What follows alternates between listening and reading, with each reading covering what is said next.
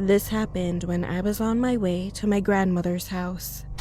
On that day, I tried to catch the jeepney because the other buses were already full at 12 a.m.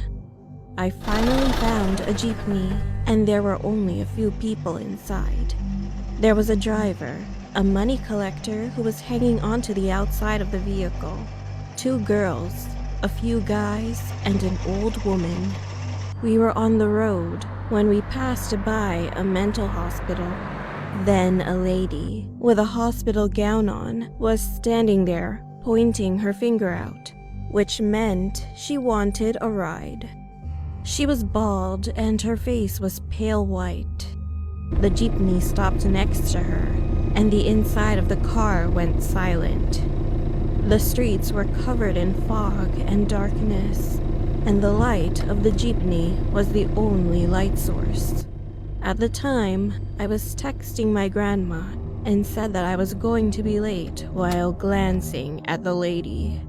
However, before she stepped on the stairs of the jeepney, the driver abruptly jammed the accelerator and left her behind. I was confused.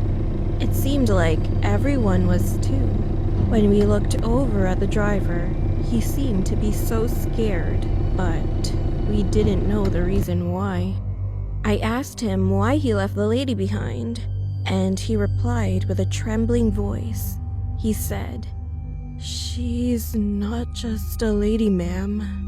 At that point, the driver looked at the rearview mirror, shut his mouth, and then increased the speed.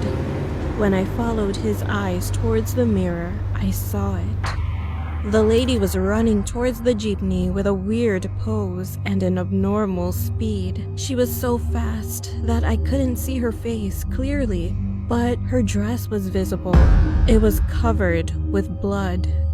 The collector, who was hanging outside, jumped inside and then yelled to the driver, "Faster! She's getting closer!" People inside of the jeepney were getting scared. I was the closest to the door, and out of nowhere saw the lady jump on the vehicle. She then slowly hung onto the door of the jeepney, and finally she lifted her face. She had bruises all over her face, and she was smiling at us with sharp teeth and big, deep black eyes. My heart almost stopped, and everybody in the jeepney screamed. I quickly hit her with my bag, and she tumbled down from the jeepney. However, the moment she got off, I saw her standing. She looked at me and then laughed like a demon. Not long after, the jeepney finally reached the station. Everyone hurried off the car. I got off and handed my payment to the guy. Then I went to the 7-Eleven nearby and bought some snacks to ease my nerves. I was at the counter thinking about what just happened, and then the cashier suddenly asked me, "Are you okay?" "Yeah, I'm fine. I'll just say that I saw a crazy lady on the road when we were riding on the jeepney," I said, and then I couldn't believe his response. "I know her. She had cancer, and the moment she lost all of her hair, she went crazy, laughing all the time, hurting herself, and even threatening to kill people. That's why her family eventually moved her out to the mental hospital. But after a week, she tried to escape, got hit by a jeepney, and died," he said. I was shocked, and goosebumps were all over my body.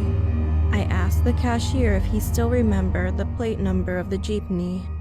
"Well, for my privacy, I'm not going to mention the number," but after he told me, I thanked him, got my change, and looked for the jeepney I was on.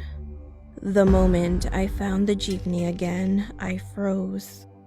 The jeepney that I rode was the same one that hit and killed the lady.